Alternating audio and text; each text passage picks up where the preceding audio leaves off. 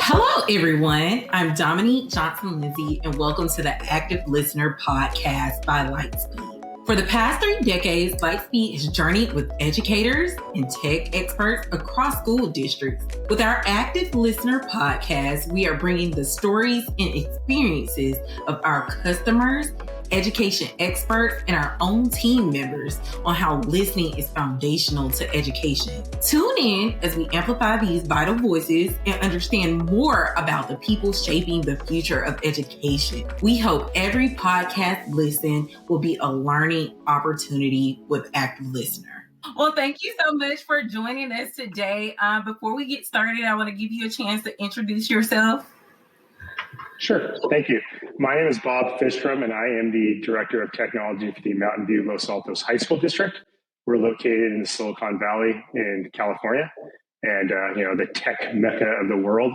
And really enjoy what I do. This is my 29th year in public education, where I started as a classroom teacher. Then was a teacher on special assignment to help teachers use technology effectively in their curriculum. Had some time as a site leader, as a vice principal for 6 years. And for the last 11 years, I've been a director of technology, and love what I do because I think technology is such a huge part of teaching and learning now, and it's not going away. And it makes a huge difference in lives and can really help level the playing field for students. I love that. So, of course, you have such robust experience just across all of those different avenues. So I'm sure you've seen a lot of change, but tell me, what do you think are the most pressing challenges that people are facing today as far as educators as well as administrators? I think the pressing challenges right now is we're living in a post-COVID or post-distance learning world, and it's brought a lot of different challenges. There's learning loss, there's mental health. For teachers and administrators, there's too much to do and not enough time to do it. Educators also need mental health breaks as well. So, we're facing teacher shortages. The cost of living here in the Bay Area is really crazy. So there's a lot of challenges out there that we don't have control over, but those we do have control over, we need to embrace and work together to solve the challenges and, all get on the same page, because what we're doing as educators is the most important job in the world, minus being a parent, in my humble opinion. I agree. As the daughter of an educator and a mom to a 1-year-old, I absolutely agree with you. So, with that being said, though, something that really comes up for me is, technology is kind of viewed as a problem solver. I think for many people, we try to bring technology in as a way to kind of create this, automated environment or improved environment. So what do you think technology's role is in districts as far as helping solve these challenges that you talked about or support just the personnel in the schools? Since the evolution of the internet, online resources are really a game changer. I remember when I started teaching, we had to call a physical phone answering machine to record an absence. Now we have an online system to handle that. More accountability, having a help desk system, having a knowledge base for teachers to find, my audio is not working. There's a help desk article that they can troubleshoot before putting in a help desk ticket. Just having access to, sharing documents, having something like Google Docs where we can push out information to staff members and support the staff members, email, learning management systems. So there's a lot of things that we're providing staff to hopefully make things easier, hopefully automate things, but also making information accessible to everybody. And for the staff, for our leadership in the district to provide for our teachers, the teachers to provide that for the students as well. And it's kind of a trickle-down effect. And I think the other challenge is, technology does solve a lot of challenges, but it can also create some challenges that we have to get around. For example, we still have X amount of staff members who struggle with the cell phone issue. What do I do with students bringing a cell phone in my class? I could tell you, Dominic, I think that's a classroom management issue. I think that's all about setting a precedent and laying down these are the expectations and communicating that. You can never over communicate expectations. But yes, technology won't solve everything, but technology definitely enhances a lot of ability to do things. I think we definitely learned that during COVID. We definitely learned that from, how many in-person meetings do we have in the post-COVID world? We're still using Zoom. We're still using Google Meets because technology is making things more accessible from anywhere. It's absolutely insane. I agree. It's so interesting to think about, pre-COVID, and what were our daily technology tools. And now I feel like that tech stack has totally changed. When you open up your email, it's like you're opening up to figure out how many Zooms you will be on for the day. So totally different. I remember, pre-COVID, there may have been 1 to 2 meetings every now and then. And that depended on who was involved, because sometimes we would all figure out we were in the same building and say, like, let's just go to a room and meet. So yeah, it's been great. So I know I'm kind of putting you on the spot, but can you probably name 2 to 3 tools that just stand out for you where you're like, I definitely feel like this is a game changer or difference maker in your district? Yes. And well, on the actual teacher use side, Google Workspaces level the playing field for all students. Web accessible, sharing sharing documents and presentations and things of that nature are amazing. A learning management system.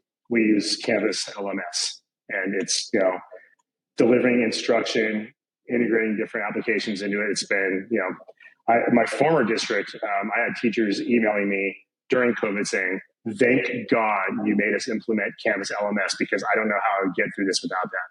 But other things that are game changers, and I know this is a Lightspeed podcast, but instructional audio is a game changer, and something I never really thought about when I was in the classroom. I would always have a stressed out voice at the end of the day. Didn't feel like talking when I got home because I didn't have much voice left. And it's not even that I was yelling at students or raising my voice. It's just you're using your voice all the time. And my former district, we had a school implement 2 classrooms of one of your competitors, and it took 2 to 3 days for the system to install. And it just wasn't that great. It was not user friendly. And I was at a show, and I went up to the Lightspeed booth and saw the simplicity of the system, but the effectiveness of the system. So I'm probably getting into it. I know you asked me a question of why instructional audio, so I'm kind of integrating it together. We've had tremendous success with instructional audio, and students cannot learn if they can't hear. It's that simple. And teachers cannot teach if they don't have a voice. So traditional systems of amplified audio, we would just put 2 Epson speakers in the front of the classroom attached to the projector and just blast the kids. And the kids in the front would get blasted and the kids in the back still couldn't hear, and it just wasn't balanced. The Lightspeed systems have this distributed audio system that's beautiful. The microphones are so easy to turn on and off, and you just wear around your neck, give the second mic to students, they're giving a presentation. But not only is it saving their voice, I had a 30-year veteran at one of the schools this is here at Mount View, Los Altos, put it in his science classroom. Now, our science classrooms are rather large because they have both a lecture area and then a lab area. So we put the Top Cat in the ceiling in the middle. He has his microphones.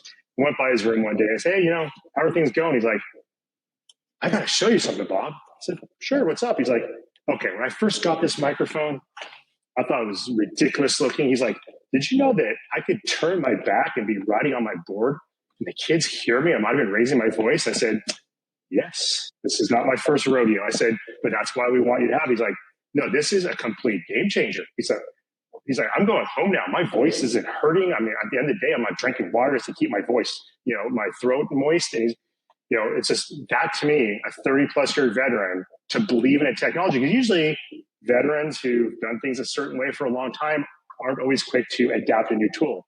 I can also tell you that our world language teachers, they can't live without distributed audio in their classroom. It's an expectation.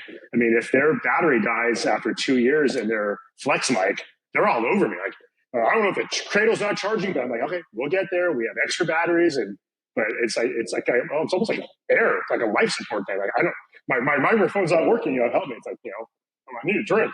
But anyway, so definite success stories, and it's a standard. Lightspeed audio is a standard in all of our classrooms now. We've brought about 70 new classrooms online through construction over the last couple of years. Top Cat audio in every classroom. all of our media streams through it. It's just, it's amazing. I love that. I love that. I don't always have a client facing role. So it's always so good to hear these like first person accounts, like what people are truly experiencing when it comes to our product, because we know why we make it, but we want to make sure that, of course, translates over into districts. So I love to hear that, especially the veteran, because that's the story we hear often. It's like people that have been teaching for a really long time, they're like, I don't need it. I don't want to use a microphone. I have a teacher's voice, of course. And it's always like once you realize the power of it, it's almost like, wow, like mind blown. Yeah, well, they might feel they don't need it, their students need it. And their students deserve it. That's something to always keep in mind. We're here to make a living, but we're here for students. Every single student deserves that. I love it. I love it. So talk about all these good things. Have you recognize anything that was kind of like an unexpected benefit of having the instructional audio in the classroom? Yeah. So when I first got here in Mountain View, Los Altos, which was, I'm in my 5th year, there wasn't a lot of standardization across classrooms, and kind of walked into a situation where, just really needed to standardize and provide the best optimal tools for teachers to deliver curriculum for students to learn and access that curriculum. And one teacher who has a hearing deficit had 2 students with a hearing deficit. So we knew that was the first classroom we were targeting with the Top Cat system. I wanted to install it myself on a 20-foot ladder and thought I was going to break my neck. But not only did it benefit the students with hearing deficits immediately and the teacher, every student in that classroom was fully engaged right away. And it was a world language classroom with Spanish. And people were excited, and kids were asking to use the microphone. So they can hear it's great, but the fact that they want to actually, engage in art, they want to use it, they want to get up and present, they want to be heard. That to me is an unexpected benefit. It's something I didn't really think that globally about in that. So we're at the point now where teachers expect it. It is an expectation. So yeah, that is an unexpected benefit because, of course, there's going to be some who will never use it because, like we've talked about, but, there's a lot of unexpected benefits, and I can't imagine any classroom without any kind of an audio system like this, because this is how it should be, and something overlooked. And it should not be overlooked. I agree. So now thinking big picture, we talked about kind of like how this has been implemented and standardized in your district, but beyond instructional audio, like where do you see the impact of technology in districts over the next 5 to 10 years? And I don't know if you can speak to that more, but what tools do you see coming into the classroom that aren't present today? So I've thought about this. I think about this all the time. I think about this when I'm on the treadmill. I think about this when I'm driving. It's hard to predict the next best thing. I've really appreciated Chromebooks because we have students who have, socioeconomic challenges. So we're able to provide them with a Chromebook. I think a Chromebook's great, but I don't think it's providing a complete level playing field because they're not as powerful as the student who has the ability to bring a MacBook Pro or a high level Windows notebook device. So I'd like to see something of a more robust device that's affordable for districts to provide for students in need for a more level playing field. But the emergence of artificial intelligence right now in education in the world is going to have a significant shift in education. And we have to equip our staff, our students, and our families to understand exactly what AI is, what AI is going to do in our world. And we have to provide them with the awareness and tools to navigate that correctly and ethically. And if we don't, we're going to be in a world of hurt. We cannot be afraid of AI because AI is not going away.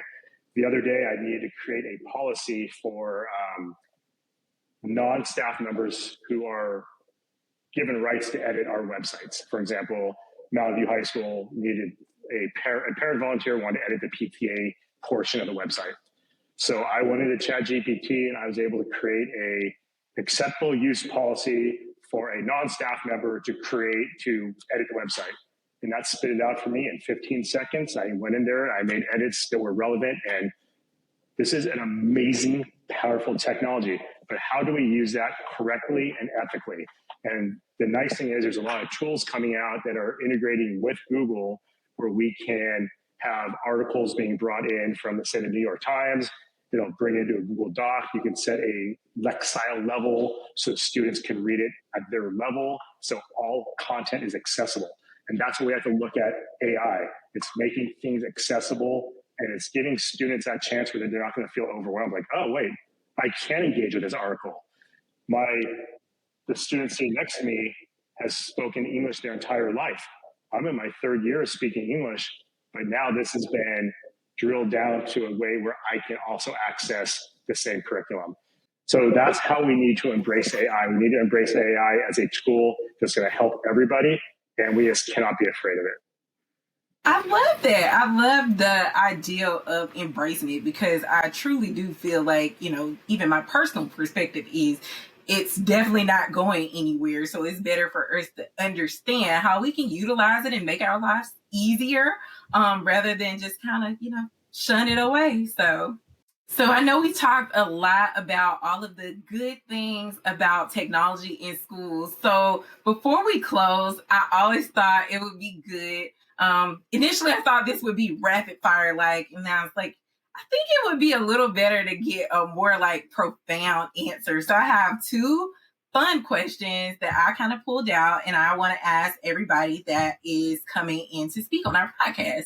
So the first one is a little bit work related, but just to think about something that it doesn't have to be related to sound or anything, is if you could immediately remove one barrier to learning, what would it be? It would be access, because not every student has access. And it's kind of like our public utilities or our utilities bringing in water and electricity to homes. Broadband internet access needs to be in every single home in America. We still have students whose families cannot afford internet access where they're living. Providing them with a MiFi hotspot is well intended, but it's not creating that level playing field for the students. So to me, access is just so important. And like I spoke about before, the BYOD, having a far more robust device for all students. If I issue a student a Chromebook, he or she is not going to be able to access the Adobe Creative Cloud suite on that device and have the same experience as somebody who can. So it's really about access. It's about access for all students. And unfortunately, I feel that we're, not to sound like a Debbie Downer here, but I do feel like we're far away from that. It's something we keep talking about, and we need to do it. And not to get political, but we talk about the Build Back America or Build Back Better program. That should be part of the Build Back Better program, where we need to understand providing that for families is creating jobs for people, because they're building the infrastructure and they're bringing those services in. So I really think the playing field needs to be equal, and I just would like to break down those barriers for all students. Ironically, most students do have a cell phone, but I do not want to see a world where an underprivileged student with a cell phone is writing his or her Google Doc on that cell phone.